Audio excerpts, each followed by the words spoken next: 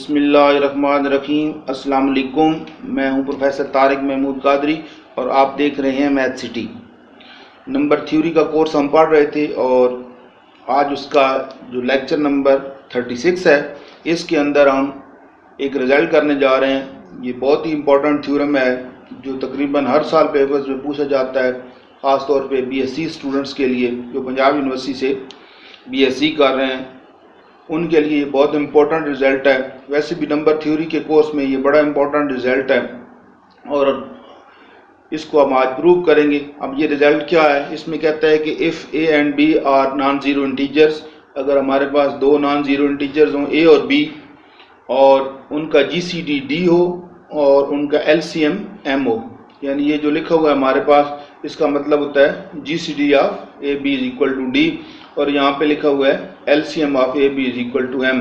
तो डी उनका जीसीडी हो और एम जो है उसका एलसीएम हो, then show that product of LCM and GCD, जो इन दोनों का प्रोडक्ट है वो equal to the product of that numbers, यानी जो एलसीएम और एचसीएफ को अगर आप मल्टीप्लाई करवाएं यानी एलसीएम और जीसीडी को, तो इक्वल होगा उन दो नंबर्स के प्रोडक्ट के। अब डिफरेंट अंदाज में ये रिजल्ट पूछा जाता है। एक इसकी मेन फॉर्म तो ये है कि product of HCF and LCM is equal to product of the numbers. फिर इस तरह भी बहुत दफ़ा पूछा जाता है कि LCM is equal to product of numbers over GCD, या फिर इनके जो नोटेशन को यूज़ करके, क्योंकि डी से हमने डिनोट किया है इसको एचसीएफ को और एम से एलसीएम को, तो यहाँ पे एम डी लिख के यानी LCM into GCD is equal to product of number. तो ये हमारा रिजल्ट है जिसको हमने आज प्रूव करना है। तो चलते हैं इसके प्रूफ की तरफ। अच्छा, हमें जो गिवन है पहली चीज़ वो ये है कि GCD of A B is equal to D, ये हमें गिवन है, इसी को हम यूज़ करते हैं।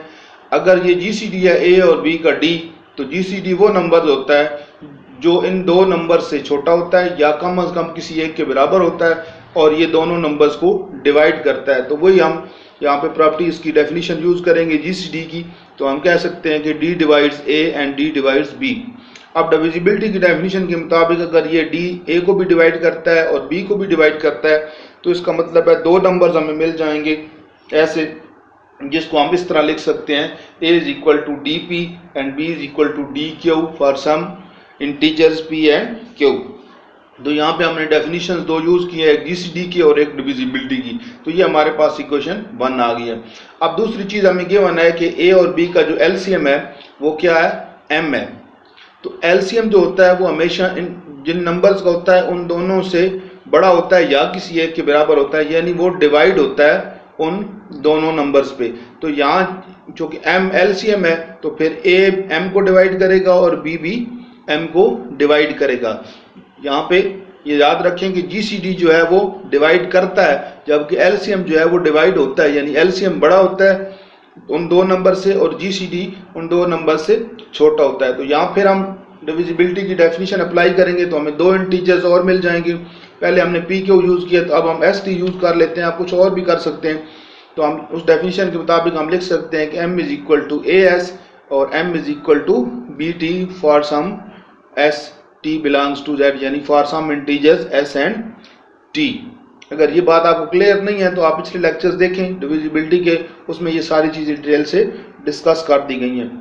अब एक चीज़ और हमने पढ़ रखी है कि जो जीसीडी होता है कोई से दो नंबर्स का, उसको आप लीनियर कॉम्बिनेशन में लिख सकते हैं उन नंबर्स के, यानी डी क्योंकि ए बी का जीसीडी है तो डी को इनके लीनियर कॉम्बिनेशन में लिख सकते हैं। काफ़ी सारे थ्योरम हमने कर रखे हैं और बहुत सारे हमने प्रॉब्लम्स भी किए थे जिसमें हमें दो नंबर्स गिवन थे और उनका जीसीडी निकाल के फिर हमने उन दो नंबर्स के लीनियर कॉम्बिनेशन में उसको लिखा था।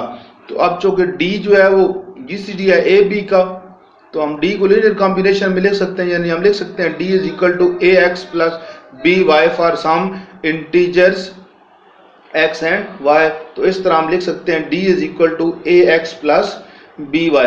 अब हमने जो चीज़ प्रूव करनी है वो ये प्रूव करनी है कि M D is equal to A B. Basic result जो हमारा प्रूव करना है वो ये है कि एम डी यानी LCM multiply by GCD is equal to product of number. अब डी हमारे पास यहाँ पे है, इसके साथ हम एम से मल्टीप्लाई करवा देंगे इस इक्वेशन को दोनों तरफ से।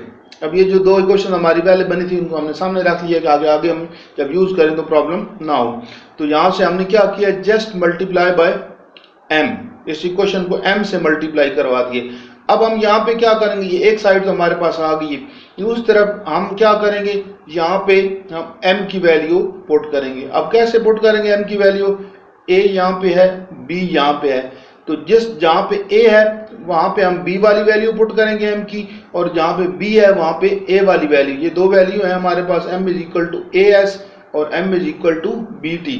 तो जहाँ पे हमारे पास a मौजूद है उसकी जगह हम bt पुट कर देंगे m की जगह, और जहाँ b मौजूद है वहाँ पे हम as पुट कर देंगे। तो ये देखते हैं जी, यहाँ हमने पुट कर दिया m की जगह bt पुट किया क्योंकि as में मौजूद था, और उधर m की जगह as, इसको मल्टीप्लाई करवा दिया। अब देखें तो a b दोनों में मौजूद है, कॉमन ले लेते हैं।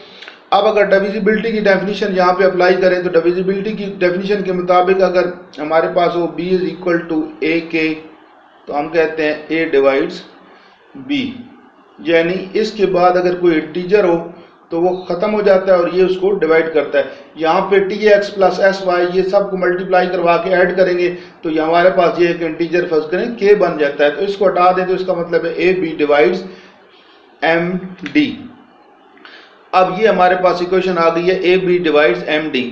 अब हमने क्या करना है, हमने ये प्रूव करना है कि md डिवाइड्स ab, क्योंकि अगर if a divides b and b divides a then definitely a is equal to b। तो यहाँ हमने इक्वल जो प्रूव करना है md को ab के, तो ab तो डिवाइड कर रहा है md को, अब हमने प्रूव करना है md डिवाइड्स ab। ठीक है जी, तो अब कैसे प्रूव करेंगे, अब हम क्या करते हैं, हम ले लेते हैं एक, हमने यहाँ पे खुद से किया है कि ab डिवाइड्स d लिया है और फिर a की वैल्यू यहाँ इक्वेशन 1 से पुट कर दी है, यानी ab divides ab over d लिया है और फिर a की वैल्यू पुट कर दी है। यहाँ से d हमारे पास कैंसिल हो जाएगा तो हमारे पास आ जाएगा इसकी जगह पे pb। अब वही डेफिनेशन ये वाली b is equal to a k then a divides b यहाँ पे अगर अप्लाई करें तो हमारे पास क्या आ जाता है, p जो है यहाँ k का काम करेगा, यानी ये भी इंटीजर है तो हम कह सकते हैं b divides ab over d, यानी यहाँ से p जो है वो यही समझिए कि कोई इंटीजर है तो k भी हो सकता है, तो b divides ab over d। अब फिर हम यही रिजल्ट दोबारा लेंगे ab ओवर d। अब पहले a की वैल्यू पुट की थी, अब यहाँ पे हम b की वैल्यू पुट करते हैं। ठीक है जी, now ab divide over d is equal to a, और b की वैल्यू वहीं से इक्वेशन 1 से हमने पुट कर दी d क्यू, और यहाँ पे पुट की, अगेन जो d है वो कैंसिल हो जाएगा तो यहाँ हमारे पास आ जाएगा a क्यू। फिर कोई डिविजिबिलिटी की डेफिनेशन अप्लाई करें तो ये इंटीजर क्यू हटा दें तो a डिवाइड्स हमारे पास आ जाएगा ab ओवर d। अब अगर देखें क्वेश्चन 4 के अंदर तो कहता है b divides ab over d और यहाँ कहता है a डिवाइड्स, तो इसका मतलब है ये दोनों का कॉमन मल्टीपल है, यानी जिसको a भी डिवाइड कर रहा है और b भी डिवाइड कर रहा है। मसलन हमारे पास 6 है, इसको 2 भी डिवाइड करता है और 3 भी डिवाइड करता है, तो इसका मतलब है ये दोनों का क्या है, कॉमन मल्टीपल है। तो इसका a भी इसको डिवाइड कर रहा है और b भी इसको डिवाइड कर रहा है, तो ये दोनों का क्या है, कॉमन मल्टीपल है। From 4 and 5 it is clear that ab over d is a common multiple of a and b। तो ये ab का क्या है, कॉमन मल्टीपल है। अब ये कॉमन मल्टीपल है, और दूसरा ab का लीस्ट कॉमन मल्टीपल कौन सा है, वो होता है LCM। तो यहाँ हमें पता है कि least common multiple of ab is equal to m, तो वो m है और ये कॉमन मल्टीपल है। तो कॉमन मल्टीपल जो है वो लीस्ट कॉमन मल्टीपल से बड़ा होता है। लीस्ट कॉमन का मल्टीपल का मतलब तमाम मल्टीपल्स में से कॉमन मल्टीपल में से छोटा, तो m छोटा है और ये कॉमन मल्टीपल है। तो जो कॉमन लीस्ट कॉमन मल्टीपल होता है वो तमाम कॉमन मल्टीपल्स को डिवाइड करता है और उनमें से छोटा होता है। तो इसका मतलब है जहाँ पे m जो है वो डिवाइड करेगा ab ओवर d को, therefore m divides ab over d। उम्मीद है समझ आ गई, अगर नहीं तो थोड़ा सा आप रिवाइंड करके दोबारा ये बातें सुनेंगे तो आपको मजीद क्लियर हो जाएगा। तो यहाँ से d को दूसरी तरफ ले जाएं तो ये आ जाएगा md डिवाइड्स ab। अब हम पहले RRD क्वेश्चन 3 के अंदर हम कह चुके हैं कि AB डिवाइड्स MD, और यहाँ हम कह रहे हैं MD डिवाइड्स AB। तो अगर हम 3 और 6 को एक साथ देखें तो हम कह सकते हैं कि MD is equal to AB, और यही हमारा बेसिक रिजल्ट है जो हमने प्रूव करना था कि MD divide is equal to AB। अब जिस फॉर्म में आपसे पूछा जाएगा क्वेश्चन में, आपने उसी फॉर्म में इसको आगे फर्दर लिख देना है। यानी अगर ये फॉर्म है तो ठीक है, अगर दूसरी तरह पूछा जाता है यानी M की जगह उसकी नोटेशन की बजाय दूसरी नोटेशन यूज होती है AB, और D की जगह आप ऐसे लिखा होता है तो आप इस तरह लिख देंगे, ठीक है जी। और अगर D को दूसरी तरफ लेके इस तरह पूछ लें M is equal to AB over D, तो आप इसको इस नेक्स्ट स्टेप में ऐसे लिख सकते हैं। और अगर ऐसे पूछा हुआ है AB ओवर D की जगह आप AB, तो आप यानी जिस फॉर्म में क्वेश्चन के अंदर पूछा गया होगा आप उसी तरह उसको फर्दर यानी प्रूव यहाँ तक कंप्लीट हो गया, आगे जिस फॉर्म में पूछा गया है आपने उसी फॉर्म में इसको लिख देना है।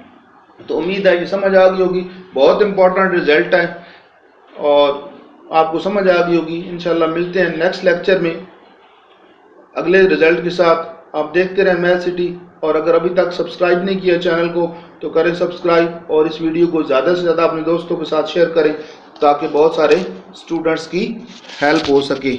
तो आज के लेक्चर में इतना ही, मिलते हैं नेक्स्ट लेक्चर में। अल्लाह हाफिज़।